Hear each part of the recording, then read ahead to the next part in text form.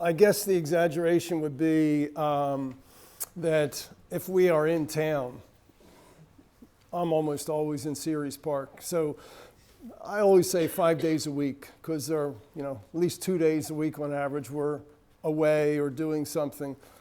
But, I was probably 7 years old when I first started to go there. My dad took me and my brothers and we'd swim in the lakes because back then there weren't as many swimming pools around and you had to have a membership. So we just go swim in the old gravel pits or Ceres Park, which were Marl pits. Same thing, really, in some ways. And I just never stopped going. And went there with the Nature Club when I was 17 or 18 years old. The story I like to tell is that I was in the Nature Club for 1 year when I was 17 to 18, and then, of course, went to college. And when I spent that year with the Nature Club, I was like, wow, there's a lot of old people. And because when you're 17, everybody's old, right? Yes. And then, after about 30 years, my wife and I came back, and all of a sudden we were the old people. So it's funny how that happens. I've probably spent, the only thing I've probably spent more time doing than in Ceres Park is in bed. But anyway, so I'm going to start out with this quote, which comes from a letter in 1999 written by one of the founders of the Nature Club, Mimi Glass, who I knew personally. My wife knew, and a number of the older members here in the room knew. She was writing a letter. We had asked her to write a letter to the mayor of Mantua Township because bikers were becoming a real problem in Ceres Park. They were building jumps and all kinds of things that were destructive to the ecology. And the Ceres Park had been set up basically as a passive recreation area / wildlife preserve. So I just pulled a little piece of the letter. So she said, many years ago, our family enjoyed the park, which was then called Homewood, owned by the Du Bois family. When I used to swim there with my dad, we called it Du Bois Lakes. They were unsuccessful. They were trying to develop a family park, like, where you pull your camper in and camp for the weekend or whatever. But they were defeated by vandals. And so they decided they'd sell it. About this time, I suggested to our Nature Club it'd be a good place for a field trip. They liked the idea. I'll never forget their reaction when they came to the park. There was one surprise after another: lakes, clear streams, little brooklets, an unusual variety of trees, flowers, some endangered like swamp pink. I have never seen a swamp pink back in Ceres Park, but I guarantee you they were there because Mimi knew swamp pink. They did swamp pink rescues when various roads were being built, like Route 55. So I'm sure that it was there, but in my lifetime, I've never seen swamp pink there. Great carpets of the now endangered ground pine, lycopodium, sometimes called club moss, wooded cliffs. It was a jewel of a place. Before the trip was over, there was a unanimous decision to try to save this place for all time. Some very influential club members got to work right away, contacting the Stewart estate. Frank Stewart was a mayor of Woodbury. When he died, his estate went to buy land in Gloucester County and preserve it as parks. And this was probably one of the first ones that the Stewart estate bought. It worked out successfully. The park was turned over to Mantua Township in June 1961. Back then, we didn't realize the way to save endangered species is to keep a whole ecosystem. That's a big idea. And, a lot of people didn't understand that. So it was originally, I think, simply called Mantua Township Park. It was, as far as I know, the first park in Mantua Township. But then at some point there was a competition, elementary school, Karen, is that right? Mm-hmm. Among elementary students in Mantua Township to have the kids come up with a name, and Karen won the prize. And so your president got to name it Ceres Park. What does Ceres mean? Goddess of agriculture on the New Jersey state flag. Oh, okay. So, if you drive Woodbury Glassboro Road, this is the sign you would have seen. It's gone. about a week and a half ago. It disappeared. The 2 signposts are there. I don't believe it was vandals. I believe that Rowan University / Mantua Township is putting together a new sign, which will probably feature a dinosaur or something like that. I don't really know. I'm not part of that. But if you drive past now, that sign is gone. But that is typically what people would see. Hopefully they're not changing the name.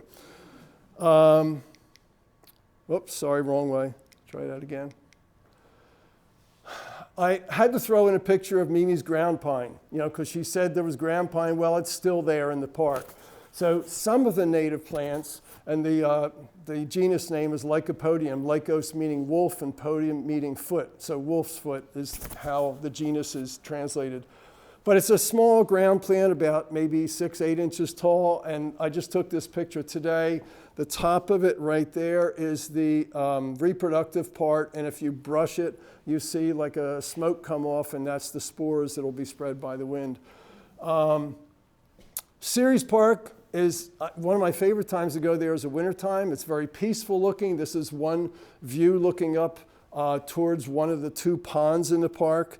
But it's really special almost any time of year. So I have to jump out of Ceres Park for a minute because I just took this picture yesterday.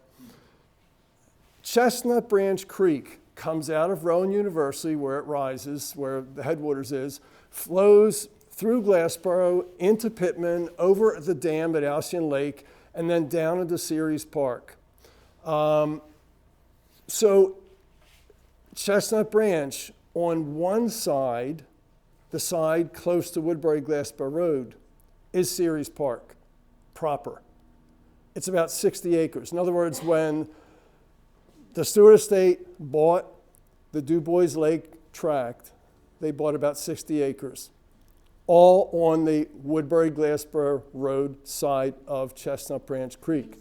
If you step over the other side of the creek where the Pittman Golf Course is, there's another big tract of land there, about 125 acres of forest, mostly. That is not Ceres Park, but people are starting to say it is, starting to assume it is. It is not Ceres Park. Ceres Park was the 60-plus acres that were bought by the Stewart Estate, and that sign leads you into from Woodbury-Glassboro Road. The other side is owned by the county. Sorry? Main Street. Okay, Main Street. Not Woodbury-Glassboro. Main Street, okay. Yeah, okay. Barnesboro-Glassboro Road. Barnesboro-Glassboro Road. The other side of the creek is owned by the county of Gloucester. This side that we're talking about, Main Street to the Chestnut Branch, is owned now by Mantua Township. But it's under the proviso of the Stewart Estate. The Stewart Estate said, you can't build there, you can't develop it, it has to be for passive recreation and for wildlife, native plants, and so on. The county side has no such proviso. So if the county wanted to develop it at some point in the future, they could. They're not likely to. It smacks right up against the golf course. But I just took this picture yesterday. The bikers on mostly the county land have been doing things again, and they built this bridge, which is used by pedestrians as well as the bikers. And on it, they hung a sign that says, property of Ceres Park, Mantua Township, New Jersey. Jane Reinard lives right across the creek on the Ceres Park side of, from this sign. Jane, is that far side county or is that Mantua Township? That far side is the county, and that is so close to my property, it's unbelievable. Right, It is literally like within a couple of feet. So either the bikers who put this up are misinformed, or they want people to believe that this is Ceres Park and it's owned by Mantua Township. It's not, it's county land. So it's just an important distinction because Ceres Park has an additional layer of protection that the county land does not. Okay. But what we're doing tonight is a deep dive into the past and then come forward to the recent past and then to the present and then take a look at the future of what is happening or will happen or could happen to Ceres Park. So of course, Ceres Park includes dinosaurs, and dinosaurs that were alive. There were a group of dinosaurs that includes the Tyrannosaurus rex. This is a tooth, it's a replica, it's not a real tooth, but a tooth of a T-Rex that is found from out west, I'm sure. But the T-Rex and the chief dinosaur there in Ceres Park, they belong to the same group, and from that group evolved birds. So in this artist sketch, we're seeing several dinosaurs that have what appear to be feathers. Whoops, do that again. Whoops, sorry, back here. Feathers here under the forearm, feathers on the back. The feathers of dinosaurs were relatively primitive, probably. Like, this thing was not going to fly, right? The things that survived from this group, survived the asteroid impact, were smaller dinosaurs, which eventually probably learned that they could maybe do some kind of locomotion in the air with those feathers. So initially, the feathers might have just been for protecting the skin from UV light or a little bit of insulation or, you know, decoration, whatever. But we did have dinosaurs in Ceres Park. So I'm just trying to make sure I do the right thing here. Okay. If you've been to the Fossil Museum, you know they have a full-size replica of a dryptosaur there. That's the dinosaur that was found in Ceres Park in 1866 in the Marl pit. And I'll show you a whole lot more about that. But notice that what they did for that dryptosaur in the fossil park is to have some feathers back there behind the elbow joint. Nobody knows. Has not been any fossils of dryptosaurs found with feather imprints. Other dinosaurs, sure. There's been a lot of recent, in the last 20, 30 years, a lot of small dinosaurs, bird-like dinosaurs found in China with feather imprints. When I was growing up and when you were growing up, it was just one fossil that they had called Archaeopteryx, which was found in Bavarian, Germany, what's I call it? Mine, quarry. But so they're taking a little bit of liberty here because we don't really know. What we do know is that this is the group that led to birds. So in all likelihood, T-Rexes and dryptosaurs, which were cousins, in all likelihood had feathers. The story that they would tell you at the fossil park is that way back, about 66, 67 million years ago, a dryptosaur died, was washed into the bay of this area, because this was underwater then. And as it floated along and sharks or some other kind of predator attacked it, whoops, just got to hit the wrong button here. There's a shark attacking it, ripping off a leg or whatever, and so the leg fell to the bottom, and that eventually becomes found in Ceres Park. So they did not, in 1866, find a complete skeleton of a dryptosaur, but they found parts, including claws like this. You can see the size of it. So on the forelimbs, it would have had claws, big claws for ripping its prey. Again, it's a reproduction from the ones that were found in the Ceres Park pit. Okay, I'm just trying to make sure I hit the right button this time. In 1897, an artist named Charles Knight kind of revolutionized the thinking about dinosaurs in general, and the Dryptosaurus in particular, by doing this painting, which is in the New York Museum of Natural History today.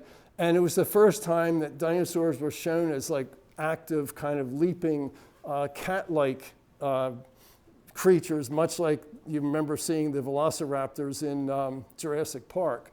Because up to that point, everybody kind of viewed them as these big, slow, lumbering beasts.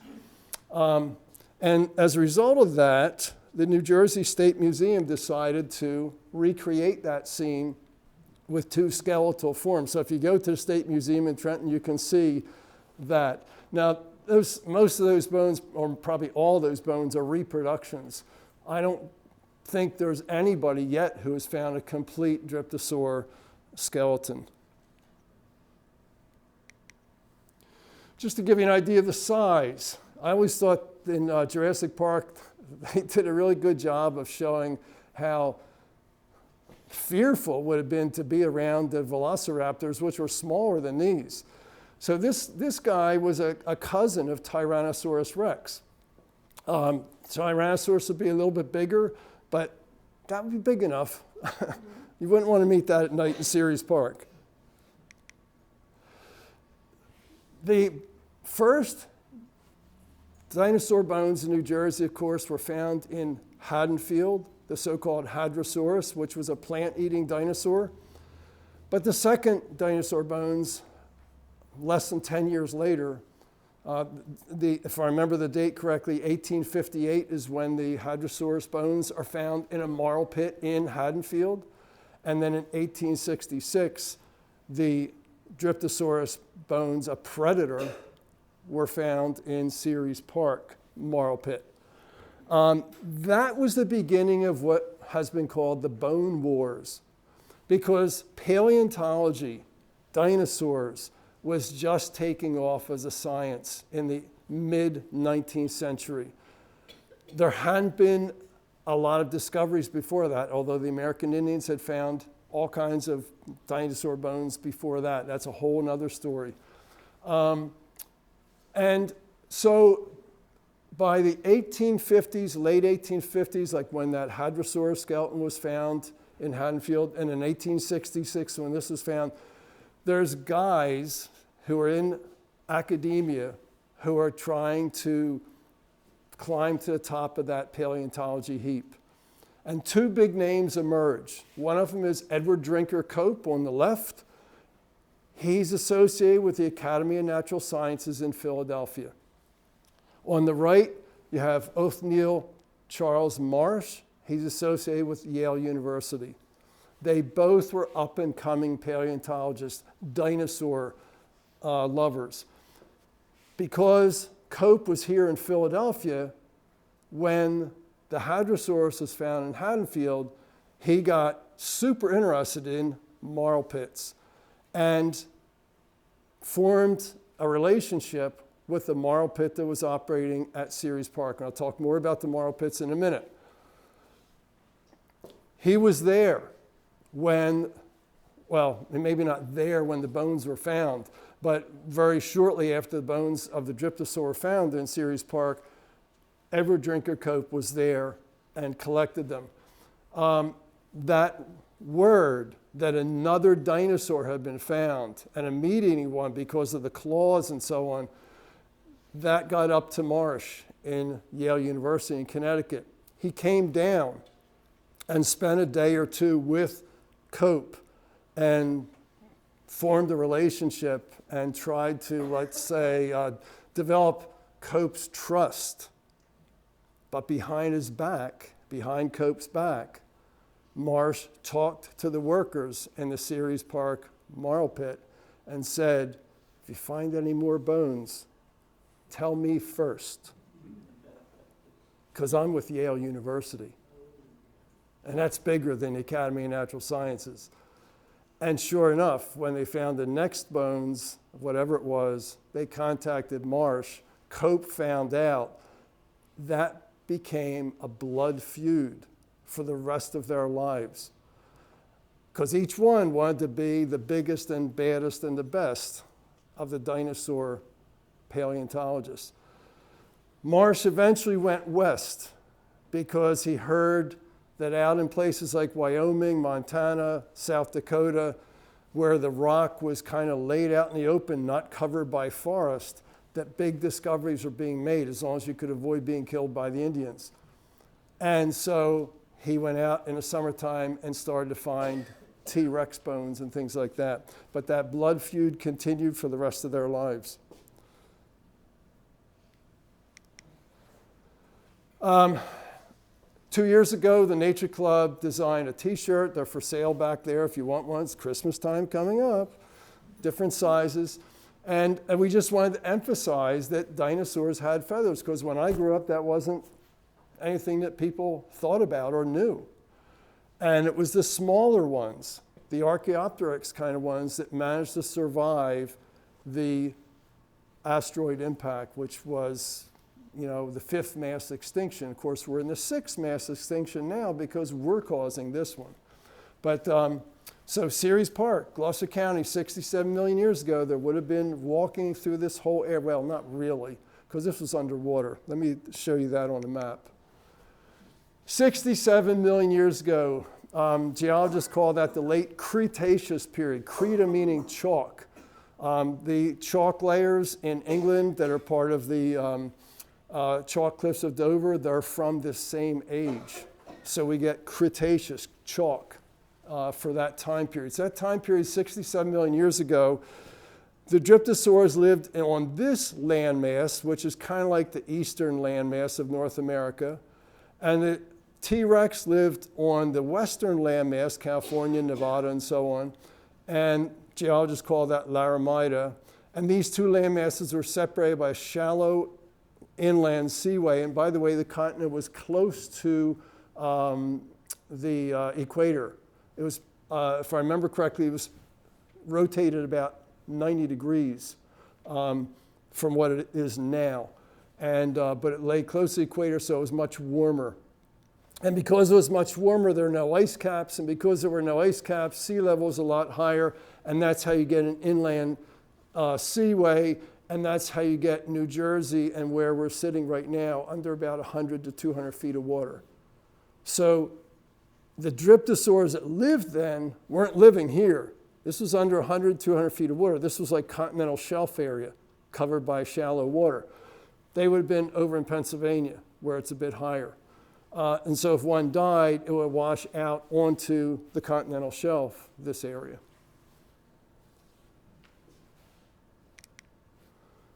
So let's talk a little bit about Marl, because Ceres Park were marl pits. Here's a map of New Jersey, and these dots are where marl pits were found. Actually, there's a lot more than this. These were just probably the major ones. They're all along, in a linear fashion, what's called the intercoastal plain.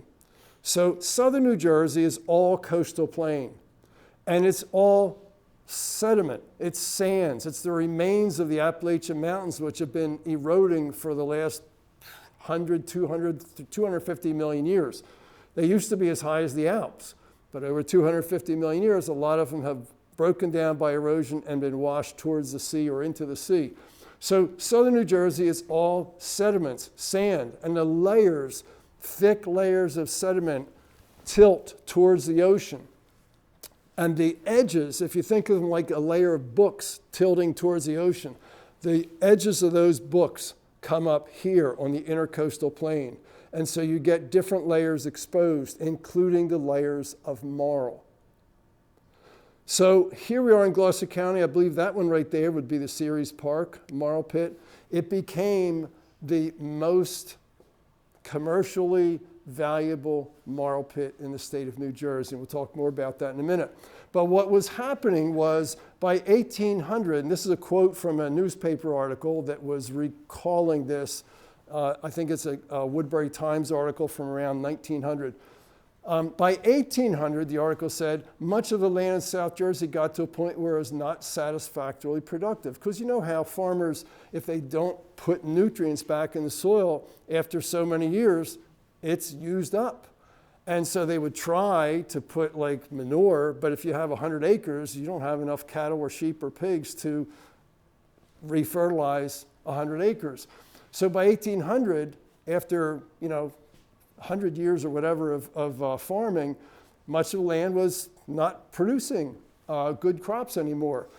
And locally, different people were searching for a solution.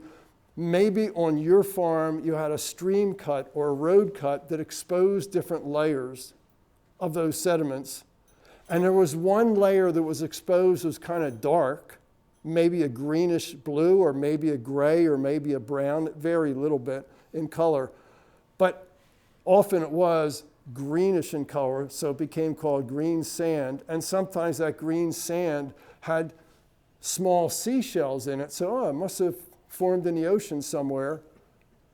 And somebody experimented. Well, it's dark, so it seems like it might be organic, and it's got seashells in it, so it probably has lime in it. Maybe that would help. So you're just like a farmer living in Salem County or Burlington County, Gloucester County, and you dig out some of that layer and you start spreading it on your fields, and next year, wow, the production goes way up. So in the wintertime, that's what you do. Summertime, you're planting or harvesting or whatever, but in the wintertime, you dig out the marl and spread it. And then your neighbor says, what are you doing? Oh, I'm doing this. Can I come over and bring my wagon and fill? Sure, come on over. But after a while, you start to realize, like, I could sell this to him.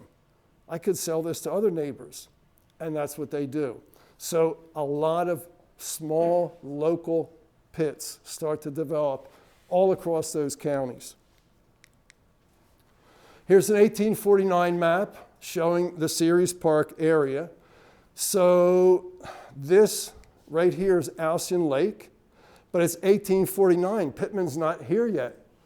And if you know Pittman, Alcyon Lake is there, so this area over here is going to become Pittman. Glassboro is down here. It says Glassboro that way.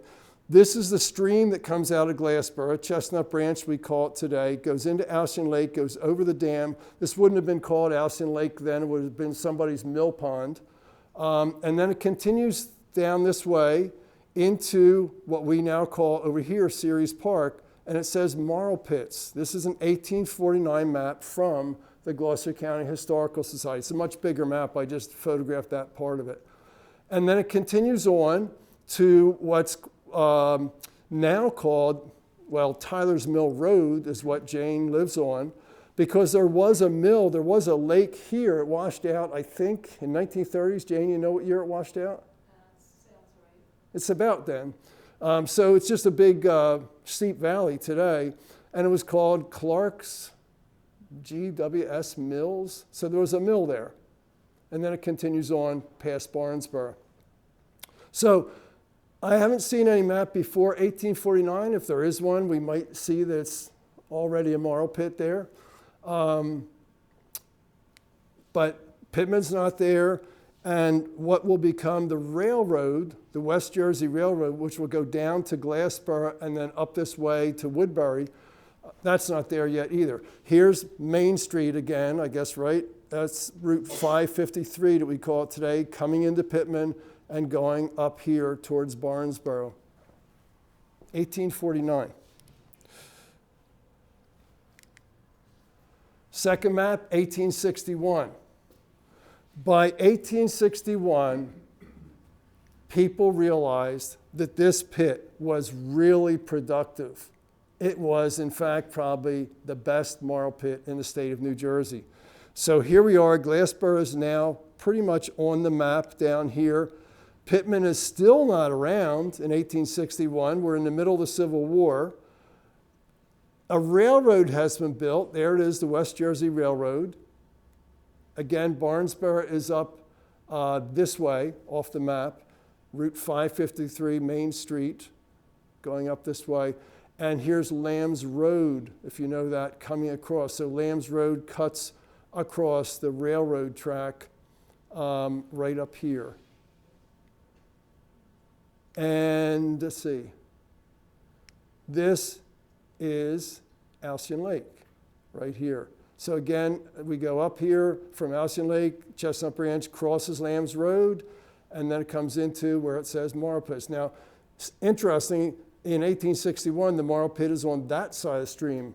The first map I showed you, 1849, is on this side of the stream. I think that's kind of irrelevant in some ways. But notice there's other marl pits in the area. There's one up here. This one will eventually become the Edelman Fossil Park. And there's one up here right close to what was, more recently called Tyler Mill Lake. And this one is apparently owned by R.W. Ware, Marl Beds Farm. I guess is the name of his farm. So, just a little point at the bottom here.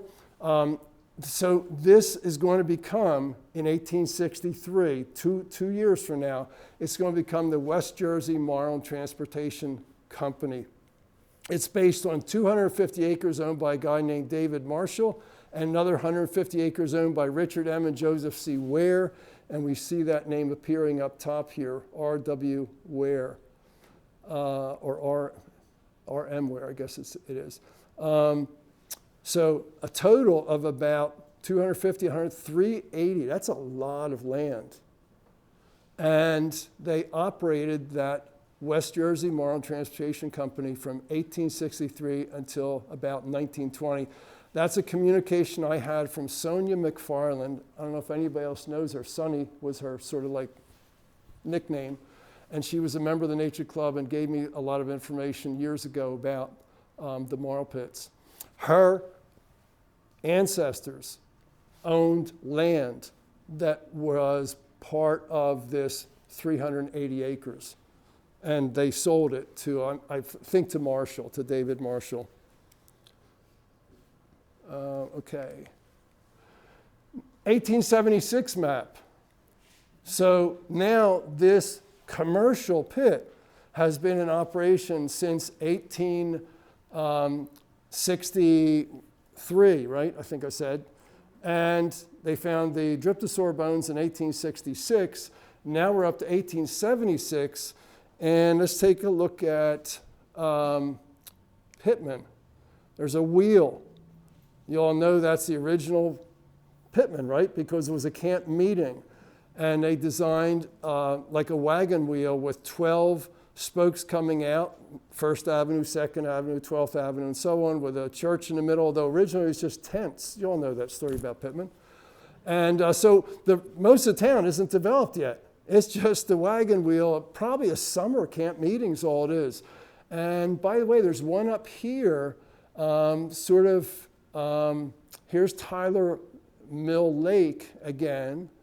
Here we are heading to Barnesboro. Here's Route 553 coming down towards Glassboro.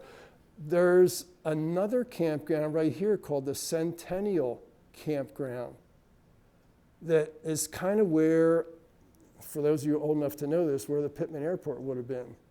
There was a small, tiny little nothing airport there. But that was another camp meeting like the one in Pittman. And it was called the Centennial Camp Meeting because they first met there 100 years after the Revolution, right? 1776, 1876. That's long gone. It didn't become a town. But notice with this map some really cool things. So if we go from Glassboro down this way, and then you come into Pittman, and here's Alcyon Lake right here, and then you cross Lambs Road here, and you continue down Chestnut Branch, and now the marl pit looks pretty substantial compared to the earlier maps. It's on both sides of the stream. There's a railroad that we saw previously, the West Jersey Railroad, but now the marl pit has a railroad that goes right into the pit. It's a spur line.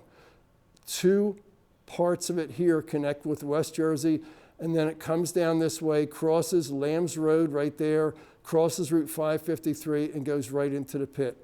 I followed that. You can find the remnants of that line here on this side of Route 553. You can follow it up here, although it's private ground, but I got permission to where it goes up towards the West Jersey line. Notice a series of houses right here, 1, 2, 3, 4, 5, 6, looks like 7 or 8 houses. Those were small dwellings like this. This is a picture of one of them taken in 1883, I think. I'll get a better fix on that in a minute. But in an 1868 news clipping, they said there were 10 neat small dwellings put up on the line of the West Jersey Railroad on the McFarland farm. Remember Sonia McFarland? So her farm, or I should say her ancestors' farm, is probably part of this area here that's on the Pittman side of Lambs Road. And so these were small cottages. This picture supposedly is the engineer, the guy who ran the locomotive into and out of the pit. He probably had a house somewhere, but when he was like working, it was more convenient just to stay there, and then maybe he went home on weekends or something. But that's what those houses look like. Oh, one last thing about this map, which I think is pretty cool.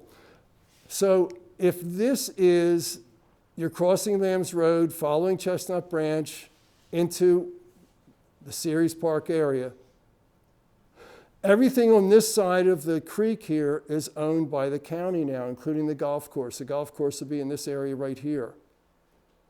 And then Ceres Park is on this side of the creek, heading out towards Route 553. Notice in 1876, somebody in big bold letters said, "This is Marlborough country out here." In other words, where the golf course is today. Obviously, somebody expected that this pit was so successful, a town is going to develop here, just like a town is developing down here called Pittman Grove. And this town will end up being called Marlborough because this pit is really successful, making a lot of money for people. And the reason it was so successful was because not only was the land owned by David Marshall and the Ware brothers, but they had formed a partnership with the railroad. Because when you're trying to export anything, but including Marl, to faraway places like Cape May or Maryland or wherever, you need a railroad. You can't take it by wagons. That's not going to be successful. So by having the railroad as a partner, that was one of the reasons this became so successful. This is an 1888 photo of what the pit looked like. Mounds of dark earth, which would be the marl perhaps, I would think. And you can see kind of like a pit wall here. It looks like it's flat down here, and then you go up a wall, and then you get up on top. And up on top, it looks kind of like agricultural, especially once you get up in here. This looks like a farm out this way, maybe a house over here, some red cedar trees, a few other trees, but it's pretty much an agricultural landscape up there. That's 1888 photo, but I have a quote here from a newspaper article in 1868. An immense amount has been sent to market this year, and so the work goes on, uncovering, digging the marl, and filling the empty pits that they have excavated. The trains had cars that the locomotive would pull a series of these cars. This is just a sketch, but it was open, and there would be Irish workers there in the pit that would be with shovel, throwing shovel load after shovel load after shovel load until the car was filled. Deep down, maybe seeing a long train of cars with a locomotive at the head. A train carrying 200 tons can be loaded in 1 hour. That's the Irish for you. They worked hard. And it was dangerous work. I'll talk a little bit about that in a minute. Here's a picture from September 30th, 1888. This and the other pictures I'll show you from here on were taken by John C. Voorhees, wherever you heard the name Voorhees, right? A lot of the old names are still here in various ways. A quote from 1867 Woodbury Times newspaper. A spur railroad about 1¼ miles long has been made, connecting the pit to the West Jersey Railroad. The locomotive takes a long train of cars into the pit where 30 men on average are busy removing the overlay, the maybe 10, 15, 20 feet of earth on top of the marl. You got to get rid of that. You got to dig that by shovel before you can get down to the good stuff. And then they dig the marl and throw it in the car. So we see a whole series of cars that are being pulled by the engine on the right over what looks like just flat farmland, because it's still flat farmland, mostly in South Jersey. And they're on their way to the West Jersey Railroad. Here's a picture that was taken that same day on the command of John Voorhees, because he was the general manager of the pit. He was the big boss. And he decided on September 30th to engage a photographer to take these pictures. In 1868, they said in one article, the depth of the overlay at present is about 12 feet. So in other words, you have to go and dig through about 12 feet of this grayish kind of, oh, come on. No. Whoa. We want this one, right? You have to get through about 12 feet of this grayish, no good stuff until you get down to the darker stuff, which is the marl. So here we have some of the workers standing on their shovels, waiting for the train to come, which will come from this direction, and it'll go underneath this catwalk area. And notice up on top of the hill here, we have a series of wheelbarrows parked, because as they're digging this overburden or the useless stuff that's not marl, you don't want to take it up on the hillside and throw it up there, because the marl pit is moving in that direction over the years. You want to move it in a direction that you've come from. And so these guys who dig that will wheelbarrow that load by load across the catwalk here and dump it into the pit area back this way that's already been mined. No OSHA at that time, right? No occupational safety and health. These guys are, imagine, like you walking across that catwalk with a loaded wheelbarrow and a train going underneath, or coming in, or going out. I read of at least one guy who slipped off the train and was run over by 4 cars, severing both legs, and he died later that day. So it was a hazardous proposition to do this work. Not alone could there be cave-ins as well as you're working against that cliff. See.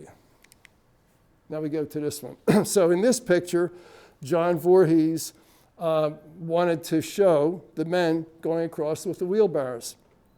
So you got maybe John up here, I don't know. And here's the workers with the load of wheelbarrows going across the catwalk, and the train will be coming at some point underneath there and out this way. The tracks would be very close to the pit wall, but that meant eventually within, I don't know, a month, couple months, they're so far away, the pit wall is now so far away from the tracks that you can't just stand there and throw shovel by shovel up in the cars. So eventually they would move the tracks closer to the pit wall as the pit wall moved in that direction. Come on. Okay. If you've been wondering about John Voorhees, here he is, the big boss. He looks pretty big, doesn't he? They were using Photoshop. Actually, they must have had some kind of an idea. They probably just took that picture and laid it on top of this and took another picture, because this is what the picture looks like today.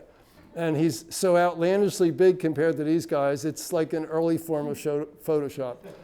But we've got a couple guys here that are probably big shots, and then you got the workers down here. They pretty much have got the cars loaded, and notice how that wall could slump at any time probably and bury you in it. So it was dangerous work. You get run over by the train or the wall slumps down on you. The engine is over here. That white stuff is a steam coming off the locomotive. It burns wood. And it's just waiting until the cars are loaded, then it'll pull them out in that direction. You see water down here. There were always issues of flooding because you're cutting through the groundwater table. And usually they would have to have pumps running all the time to get rid of the water and pump it into Chestnut Branch Creek. Sometimes, so John Voorhees was a general manager from 1885 to 1939 when the company went out of business after 76 years. What that means is the West Jersey Marl and Transportation Company went out of business, but it continued on as Inversand, which is who Rowan University bought it from. This is an important point right here. A quote from the Woodbury Times in 1868. and it says, there's a hard marl rock formation at a certain depth which has to be drilled like any other rock and which the force of gunpowder alone can remove. And that brings me to the story of Annie Toohey, Michael Carey, or Carew, and James Bogart. So in Pittman, just a couple blocks from where I live, and Ruth, I'm sure you know these names, there are two streets, Toohey Avenue and Carew Avenue. Those streets were named in honor of the Toohey family and the Carew family, who were Irish and who were part of the story of Ceres Park. Annie Toohey had grown up in Salem County. Her father worked for some of the marl pits in Salem County. And eventually she met Michael Carew. We spell it C-A-R-E-W in Pittman, but depending on the family, sometimes they spell it C-A-R-R-Y or even other ways. So it's like, how when people came to Ellis Island, you kind of got one spelling and then maybe later on it changed. So Michael Carew was the pit foreman for the West Jersey Marl Company at Marlborough. In other words, at Ceres Park, what we call Ceres Park now. And he's eventually going to marry Annie Toohey. The pit walls, it was hard, dangerous work. I told you a couple of the accidents that happened. 2 years before Michael married Annie Toohey, it was a cold January day, much like it is today, a cold December day. The workers were digging a drainage ditch over 30 feet at its deepest to drain water from coming into the pit. They encountered a layer of that sandy, hard rock that was like fused, and they needed to dynamite it. So they drilled the holes into the rock, they set the charges, they set the fuses, and then I'm just going to read the rest. Michael Carew stood atop the trench, maybe like these guys here, like he was up here at the top of the trench, looking down into it. His crew stood underneath him, maybe like right on this layer here. On a narrow ledge, having climbed out of the bottom of the trench. They had placed the explosive charges into 3 drilled holes, just a few feet apart from each other. Everyone watched James Bogart, who stayed behind to light the fuses. Then Bogart climbed out of the pit and onto that level where the other guys were. Michael Carew was up top there. They watched the slow-burning fuses. The middle charge of the 3 holes seemed to go out. Bogart dropped down into the pit to investigate. He stooped over the middle blast hole when the charge detonated, lifting him off the ground. He fell unconscious but alive back down with his head over the first charge and his feet over the third charge. I tell you, this is dangerous work. Carew shouted to the men, because remember, Carew is up, Michael's up here, shouted to the men on the ledge there to get down there and get him off, but they froze. So Carew jumped down onto that ledge from up here, slid down, grabbed James Bogart by the feet and pulled him off just seconds before the other 2 charges went off. We don't know if Bogart died or not. That's all I've got from the newspaper article. But again, it was dangerous work. Okay. Not a very good picture, but it's a sketch really, it's not a picture. But I think what's important for me about it is you see one line of tracks coming this way, and they're obviously going to merge with this line of tracks that the locomotive was on with the cars. A couple men here, here, and here. Again, it was just a sketch, and by me enlarging it makes it even more blurry than it was. I put that there because if I did a walk with you in Ceres Park, I think I could show you where that merger, those tracks join. The tracks are, the track, what should I call it? The bed is still there.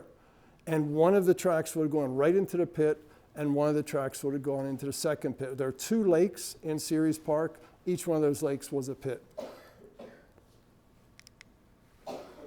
And as I said, you can still see the line. One of the things that surprises me, now this is on the other side of Lands Road, it's on the Pittman side of Lands Road, private property, but I had permission to go back.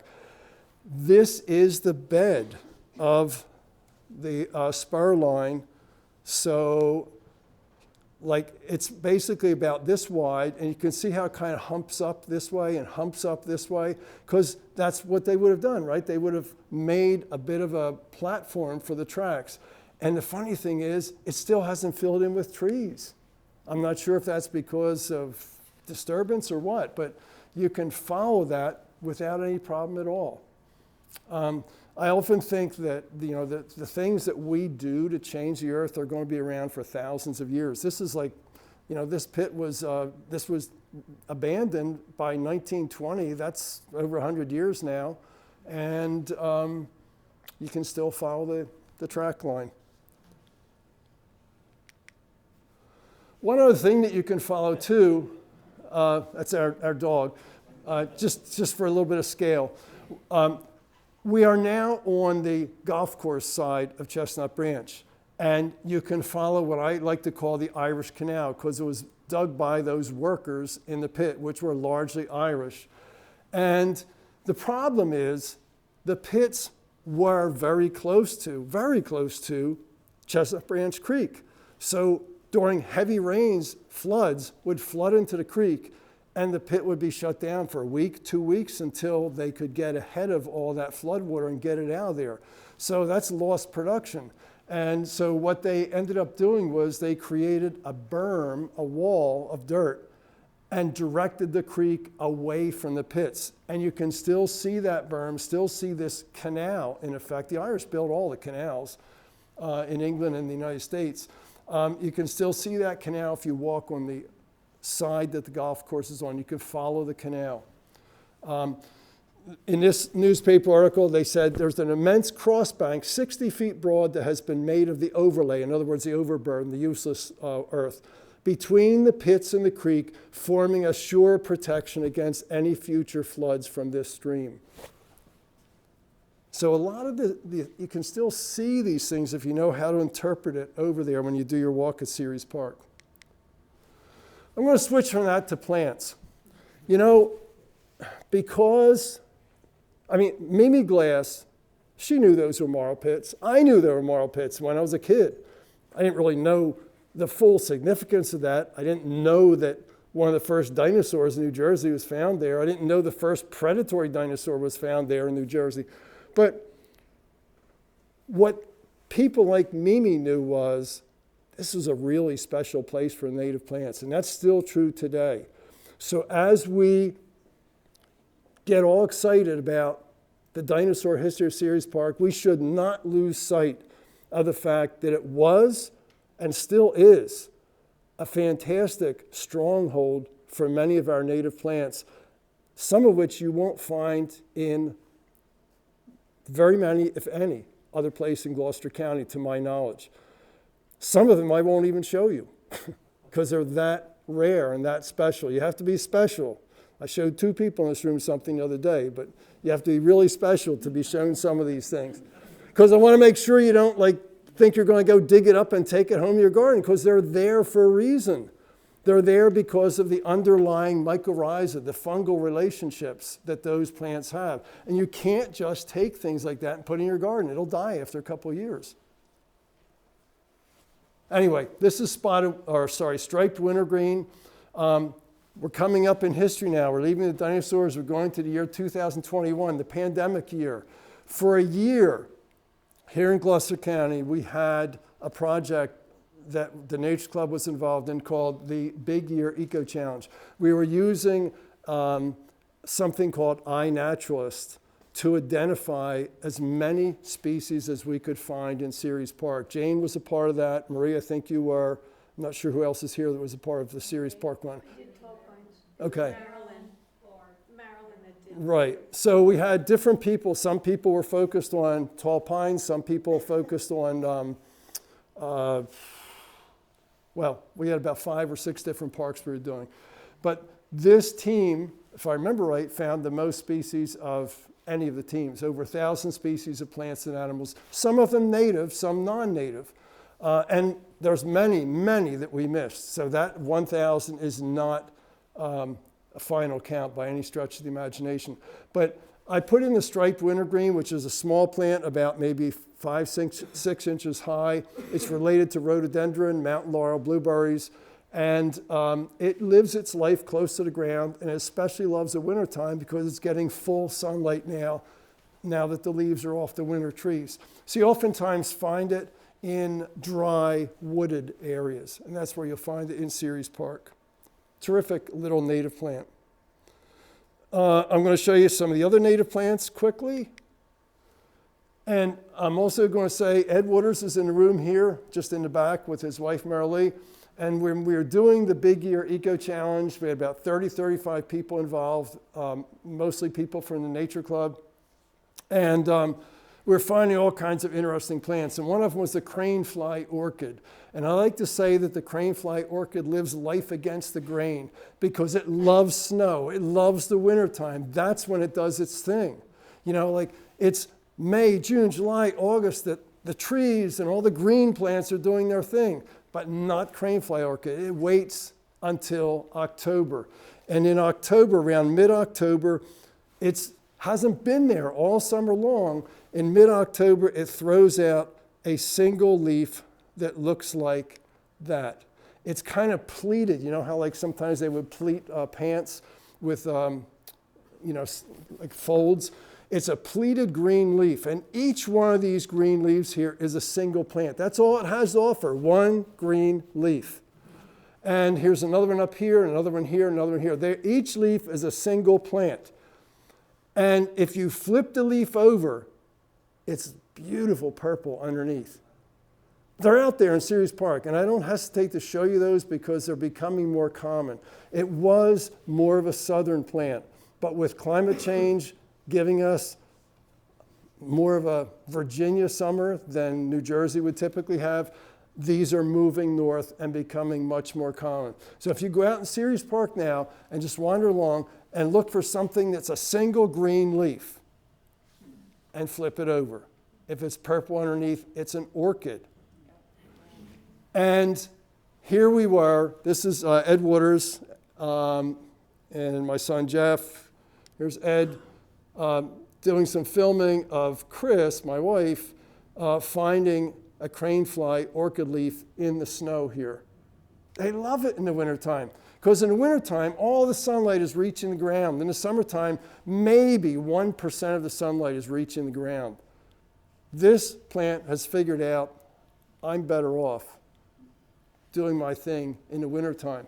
And then what happens in May, by mid-May, those leaves die, and you can't hardly even find them, just brown dead leaves on the floor of the forest. And in mid-July, a stalk of flowers appears, like out of nowhere, right? If you didn't know what was happening, you just see the stalk coming of flowers. Where's the rest of the plant? Where's the leaf? Doesn't need the leaf at that point, can't get enough sunlight. And then the coolest thing is the flowers get pollinated by night-flying moths, and they get pollinated with the moth's eyeballs. Really. Because what happens is the flowers are designed so that when the moth reaches in to get the nectar, its eyeball brushes against the pollen. The pollen is sticky, so it sticks to the moth's eyeball. When it goes to the next plant for the next nectar, that pollen gets brushed onto the female part of the flower. Night-flying eyeballs. What a concept. I personally think this is one of the coolest native plants out there. I'm sure some of you know this. It's called Canada Mayflower because oftentimes it blooms in late April, early May.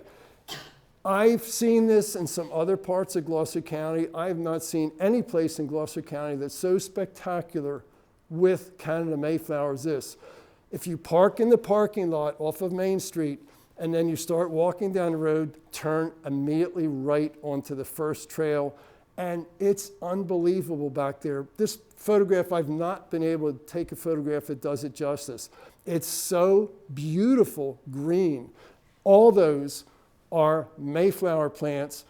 Each one is a single plant, although they will spread by rhizomes as well as by seeds, so they have like underground connections. And that's just a fragment of them. And here's closer up. The whole forest floor there is covered with them. They're native. And each one will form a stalk of flowers once the plant has produced 2 leaves.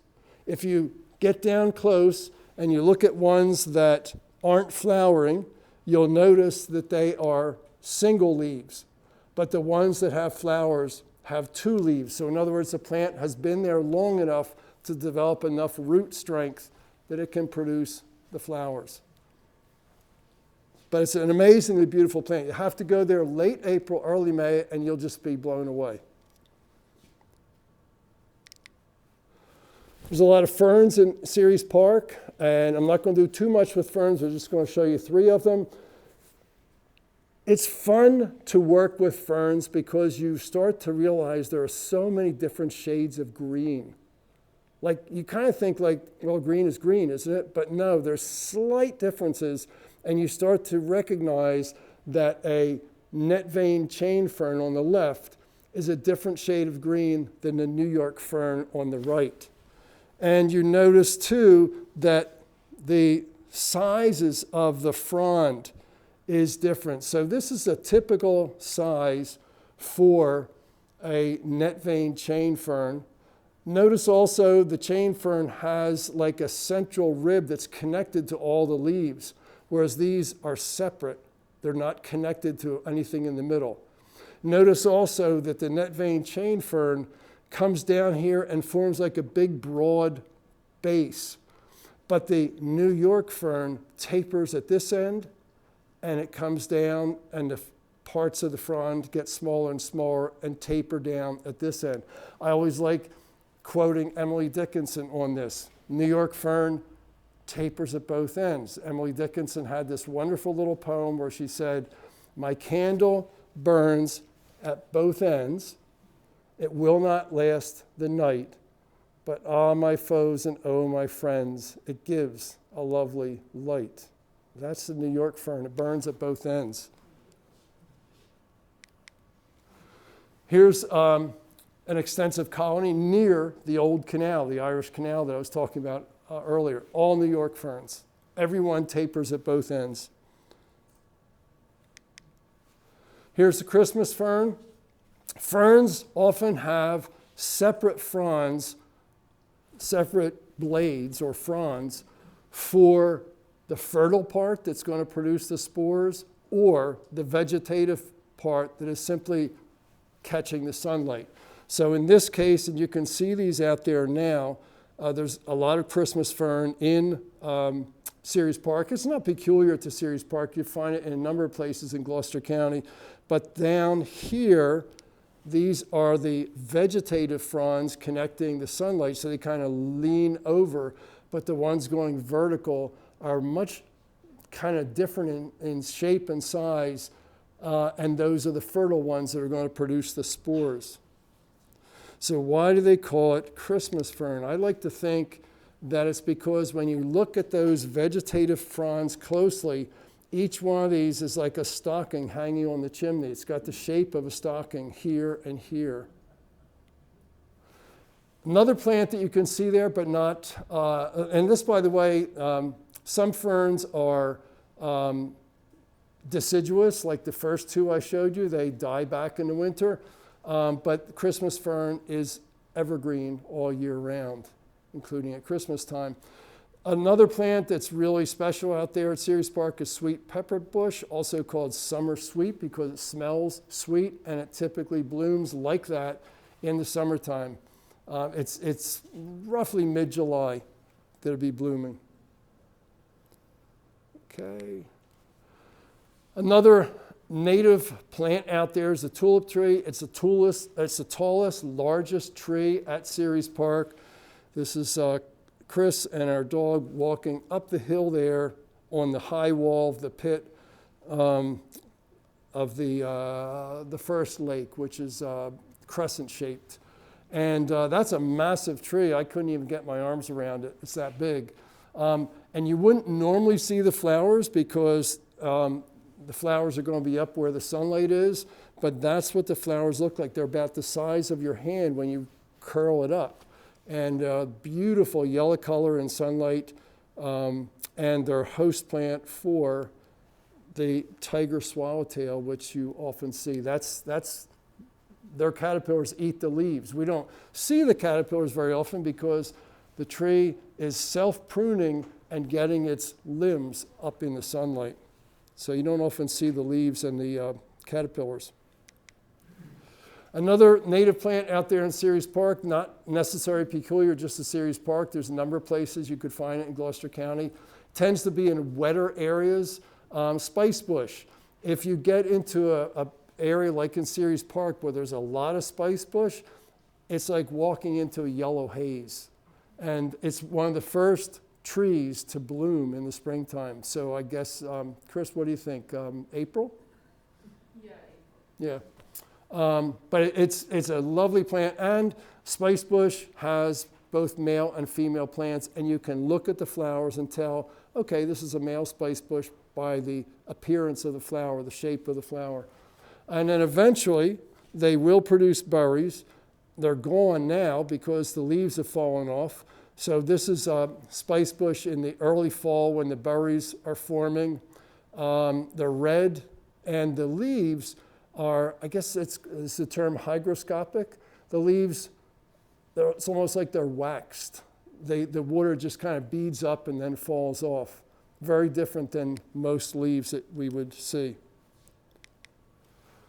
And I'm kind of moving now into the future. So again, I'm not showing you all the native plants here, and I'm definitely not showing you some of them. You'd have to be like highly trusted to show you some of them. But let's take a look at the future for some of the native plants in Ceres Park. I believe there are two main threats right now to the native plants of Ceres Park, and not just near Ceres Park, but across New Jersey and probably across the United States. The two big threats in Ceres Park are the non-native species and increasing human activity, because it's become famous now as part of the fossil park story.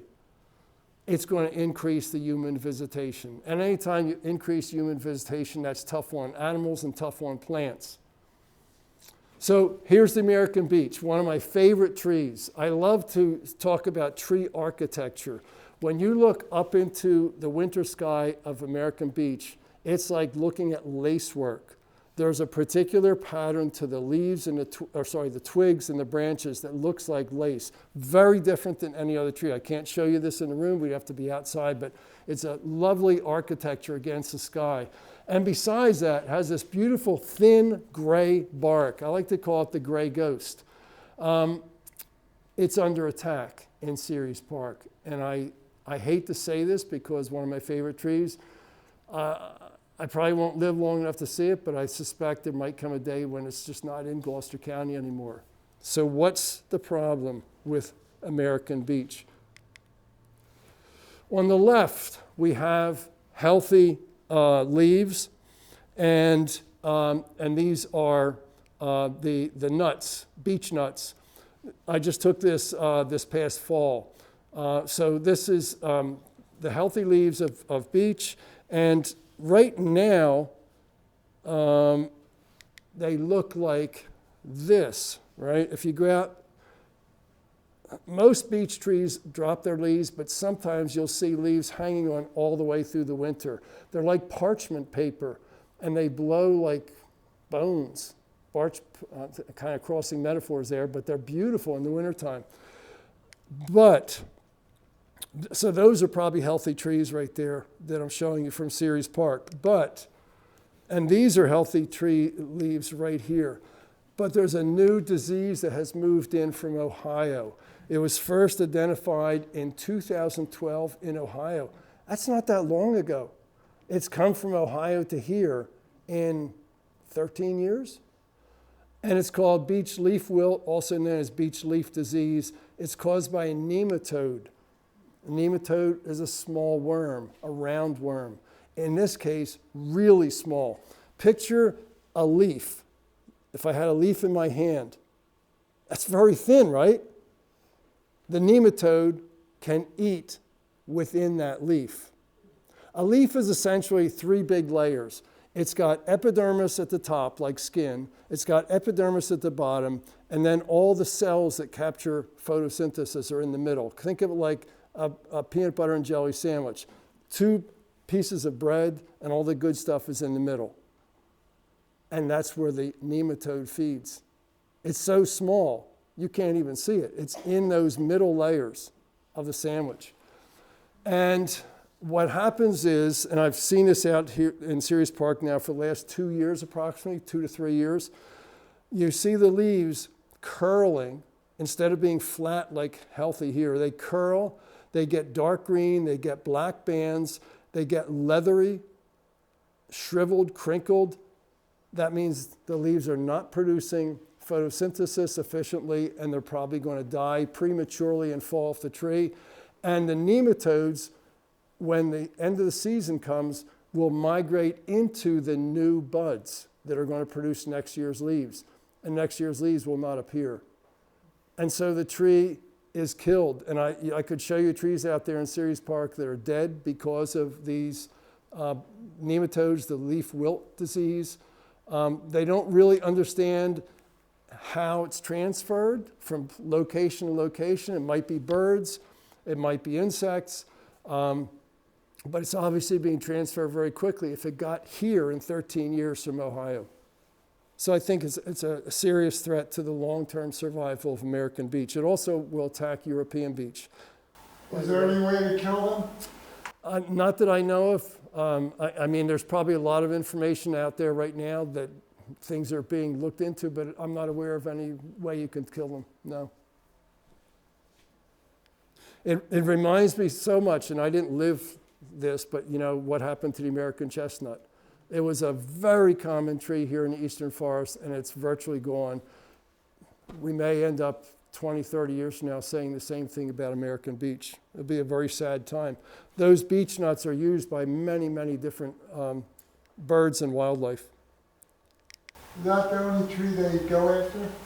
As far as I know, but this is all so recent. I mean, I don't think anybody even knew about this until 2012 in Ohio. So I'm not quite sure where it came from even. And I'm not sure if anybody else knows where it came from. One of the big problems in Ceres Park, I mean, when I'm out there like 5 days a week, I'm usually ripping out non-native plants. I'm like a one-man dynamo. And I'm holding my own, but like I need some help. Wisteria is out there in 2 places. And wisteria, like if I were to, I could give you a list of about 6 or 8 non-native plants out there that really need to be eliminated. And some of them are like low on my list because they're not as common or whatever the reason. This is like number 1 because it's the most destructive of native trees and native plants out there. People think it's beautiful. I used to think it was beautiful because it has these long purple bunches of flowers that hang down like grapes. It's a vine with compound leaves. But what it does, it was introduced from China in 1816, not just in New Jersey, but other states, as an ornamental. It actually strangles the trees. The vines get thicker and thicker, and they literally strangle the trees, pull them down to the ground with their weight, and they're under so much tension. When the vines get growing, they literally pull like a rubber band. And they create a surface network of runners. So this is a small area. You're looking at about maybe 12 square feet of soil, and every one of these is a runner that is being sent out to capture more water, more nutrients, and then they'll end up going around the trees and strangling the trees and going up into the sunlight. So how do you get rid of them? you have to remove the vines before the flowers produce a seed, because if you wait till a seed comes, then you've just got more plants to deal with later on. So that's number one. Anything that flowers, kill it immediately, at least cut it so the flowers die. And then uprooting the runners is critical, because those are going to form new plants every place they run. So that is, I would say, a serious threat to the survival of native plants in Ceres Park. It's not out of control yet, but it needs to be gotten rid of as soon as possible. And I'm doing my best. Autumn olive. I don't have that as high on my personal category in Ceres Park, but it is there occasionally. I just saw this when I was walking. It's funny, you walk the same trails over and over again, and I had not noticed this during the growing season. And I walked down the road there from the parking lot, and all of a sudden I saw these like 5 or 6 shrubby trees. They're like about this tall. And I thought, oh, wait a minute. What's going on here? Because this was like about 2 weeks ago, and everything else has dropped its leaves. Every respectable native plant, unless it's something like Christmas fern, has dropped its leaves. So what are these things doing that are still green? So I go over and look at it, and of course what I found is that they were autumn olive. When you flip over the leaves of autumn olive, the bottom of the leaves are silvery in color. It's a dead giveaway that it's autumn olive, even if you don't have any other characteristic. So I hadn't had a lot of personal experience yet with uprooting autumn olive. I thought, well, I'll give it a try. I don't have a shovel with me. Sometimes you have to have a shovel to get the roots of things right, because they're so deeply in the ground. I just grabbed those and I yanked every one of them out of the ground. It's like, oh, okay. Because what I have found is, as you work with a particular invasive species, whether it's wisteria or autumn olive, you start to learn what its strengths are and what its weaknesses are. There's some things I can't just reach down and rip out of the ground. I have to have a shovel to do it. But that, oh, okay. And I'm sure that some of them, that they're established for a long time, I wouldn't be able to do that. But those, no problem. So that's a good thing about working with the non-natives. You learn how to attack them, what you can do, what you can't do. That brings us to the second point. The first point was that a serious threat to the native plants in Ceres Parks is the non-native plants. The second serious threat is the notoriety it's getting as a fossil park from Rowan University. That's a new sign. If you park in the parking lot off of Main Street, walk down the dirt road, very quickly you'll come to this on the left side of the path. That was just erected within the last 3 weeks, 2 weeks pretty much, 2 to 3 weeks. And obviously the graphics come from Rowan University. There's a bench nearby, and it's attributed, the erection of this was attributed to the Boy Scout troop, the local Boy Scout troop. So Rowan University is starting to recognize the value of Ceres Park in terms of its larger effort at the fossil park. And there just recently was a meeting to discuss the possibility or the probability of a bike trail starting at Rowan University, coming down along Chestnut Branch. The exact route is not known yet. They have several alternatives they're working with, and probably going near or up into Ceres Park, and then all the way to the fossil park. So imagine if you've been to the fossil park, a bike trail connecting the fossil park to Rowan University, using roads in some places, using perhaps the sewer line in some places. The exact route still open for discussion. But what it will do, of course, is bring more people into the park, which isn't necessarily bad, but it is bad if you don't regulate it.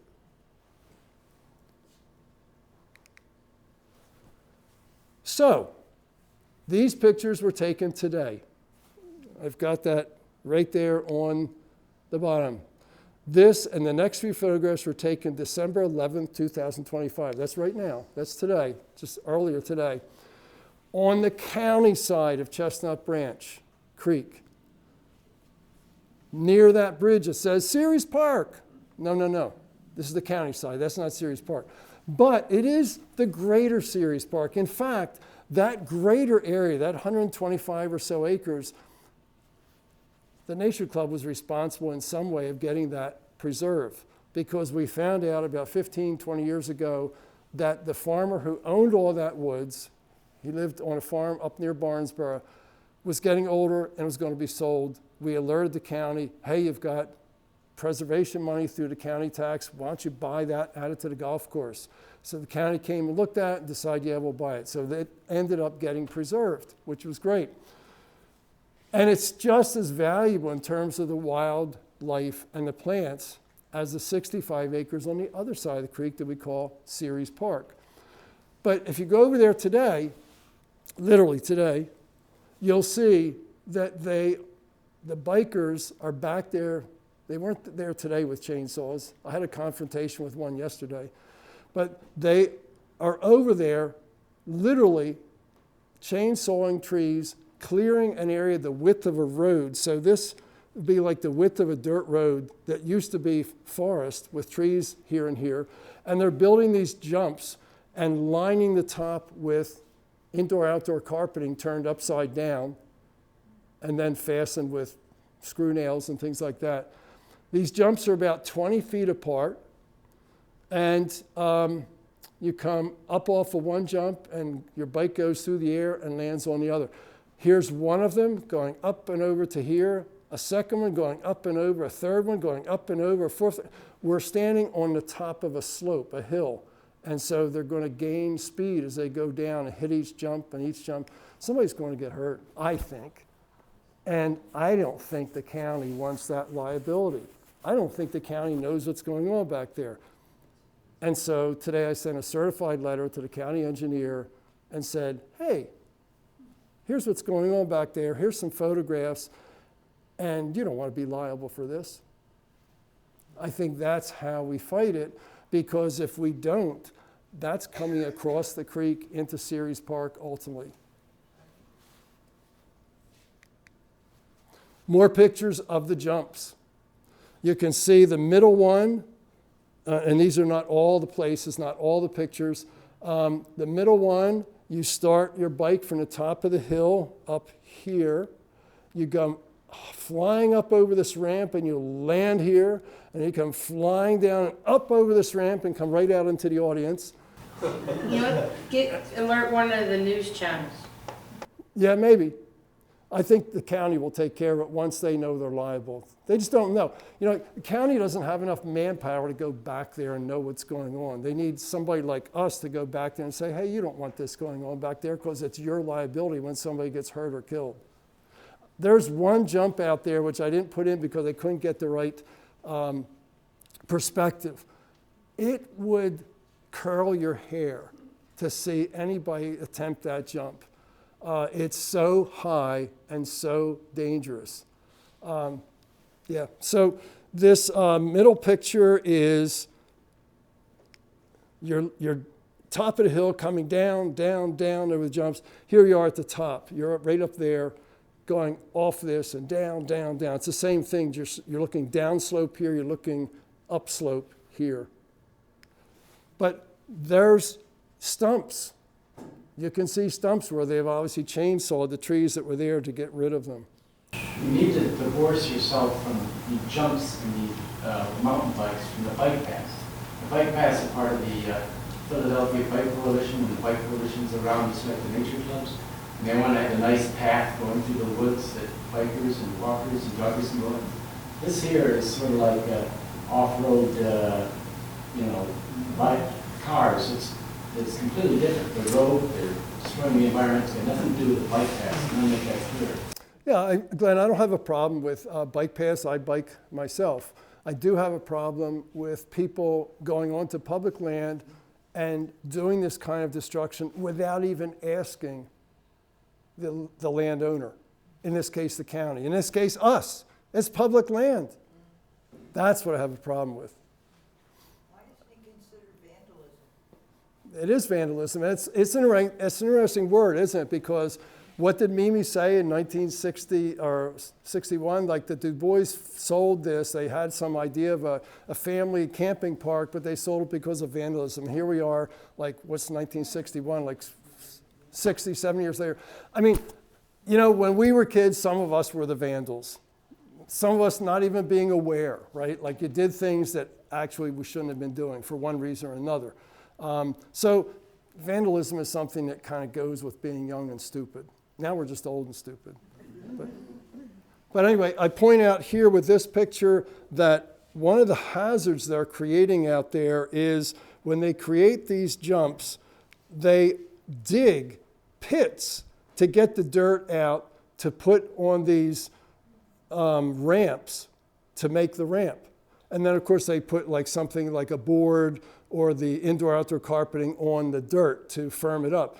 But these pits are not always between the two parts of the ramp. Sometimes they're out here in the woods over here, over there, over here. And those pits are going to get covered with leaves and sticks. And in the future, somebody's going to walk along and break their ankle because you won't even know the pits are there. So they're creating a hazard for everybody else. The bikers, or sorry, the walkers, the joggers, the birders. It's all about them. And that's my last slide. I just wanted to throw that in because I really do think if you spend time in Ceres Park, and it's probably true of any place, it is a lovely place because of the plants, because of the lakes, because of the peacefulness of it. Mimi was absolutely right when she wrote that up to the mayor about what a beautiful place it was.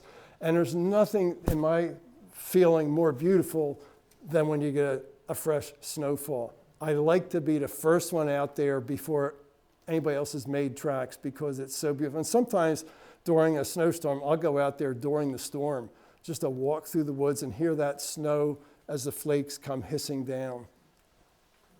So that's it. Thank you.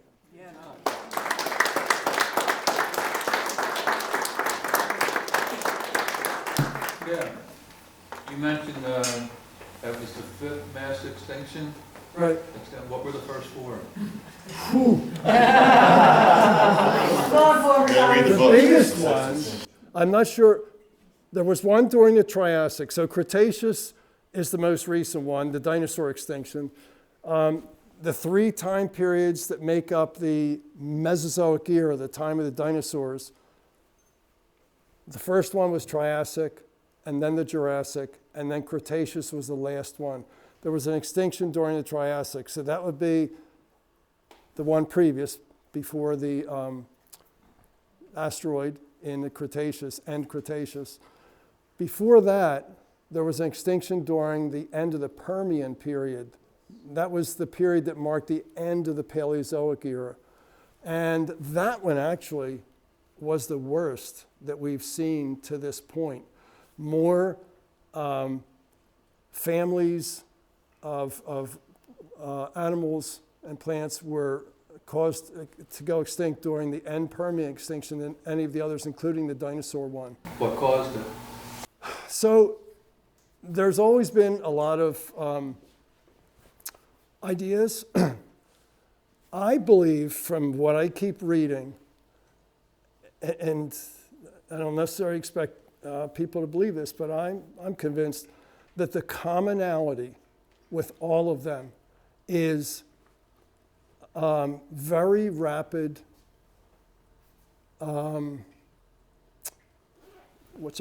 very rapid amounts of carbon dioxide being put into the atmosphere, which dramatically changes things like climate and so on. Whether it's the Permian extinction, which seems to be associated, to, at least to some extent, with a tremendous amount of volcanic activity at that time. Volcanic activity, volcanoes throw a lot of CO2 into the air. I think if you do your research and look at the various extinctions, that's the thing that seems to be the commonality. It isn't always caused by the same thing, right? So it might be volcanoes in one instance, it might be an asteroid in another instance, it might be people, in this instance, burning fossil fuels at a rate, I mean, like the rate at which we're throwing CO2 in the air is way beyond anything that happened during these earlier extinctions. So if it really does have to do with CO2 and greenhouse gases, then we're on a trajectory far more rapid than others. So it seems like it's CO2 or greenhouse gases, and it seems like the rate of change. Like, you know, it's like you as an individual, like you can tolerate a lot of change of your temperature or your CO2, but you have your limits. And the Earth, if you think of the Earth as a system, it has its limits. Things can't adjust fast enough when a change happens too fast.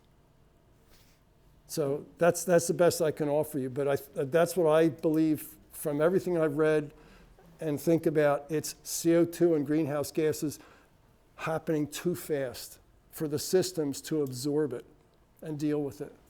I mean, give it enough time, and what happens is the systems will remove the CO2. So for example, we talked about briefly like the Cretaceous period, which is the last period of the dinosaurs, and then the asteroid hits. So the Cretaceous period was named after the beds of chalk in England, like at the White Cliffs of Dover. That's how CO2 gets taken out. It gets long-term put into rock. Chalk is limestone, and one of the major ingredients in limestone and chalk is carbon dioxide. So there is a long-term mechanism for getting it out, but you can't make chalk like that. It takes millions of years for the little diatoms, the little foraminifera, the little microscopic organisms in seawater that have their shells made of calcium, and they rain onto the floor and over millions of years build up layer and layer and layer of chalk or limestone. So there are long-term mechanisms for taking out, but we're not talking long-term. Civilization, 300 years is long-term for civilization, really. Any other questions or comments? We probably should quit. Yeah. The bridge that you showed, the new bridge, that connects the county park to Ceres Park? No. It's on the county side, it's on the golf course side. There's a major tributary that comes in to Chestnut Branch behind Jane's house on the county side. And I mean, it's good to have a bridge there for pedestrians or even for bikers, but I don't have a problem with that. I have a problem with the wide-scale destruction of somebody else's property. In this case, our property, public property. I said it can and has in the past included private property. Oh, yeah. Oh, yeah. I think the bridge is over the tributary itself, right, Erik? It is over the tributary, yeah. Not over Chestnut Branch. There was a time when the bikers were trying to put a bridge over Chestnut Branch itself. They failed. There was a bridge there at one time. Over Chestnut Branch? Yeah. Well, I didn't know that. Okay. Okay, thank you for your attention.